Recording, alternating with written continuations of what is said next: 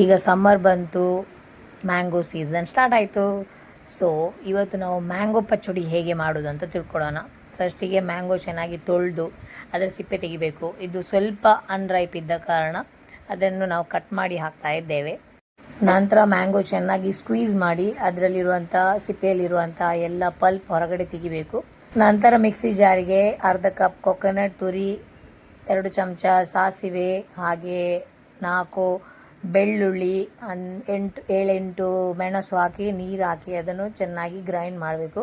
ನಂತರ ಇದಕ್ಕೆ ಮ್ಯಾಂಗೋಗೆ ಉಪ್ಪು ಹಾಕಿ ಆ ನಂತರ ಗ್ರೈಂಡ್ ಮಾಡಿದಂಥ ಪೇಸ್ಟನ್ನು ಕೂಡ ಹಾಕಬೇಕು. ನಂತರ ಸ್ವಲ್ಪ ಮಿಕ್ಸಿ ಜಾರ್ ತೊಳೆದ ನೀರನ್ನು ಕೂಡ ಹಾಕಿ ಮಿಕ್ಸ್ ಮಾಡ್ಕೊಳ್ಬೇಕು ಚೆನ್ನಾಗಿ. ಮತ್ತೆ ಅಮ್ಮ ಸ್ವಲ್ಪ ಸ್ಕ್ವೀಸ್ ಮಾಡ್ತಾ ಇದ್ದಾರೆ ಕಡಿಮೆ ಆಯಿತು ಅಂತೇಳಿ.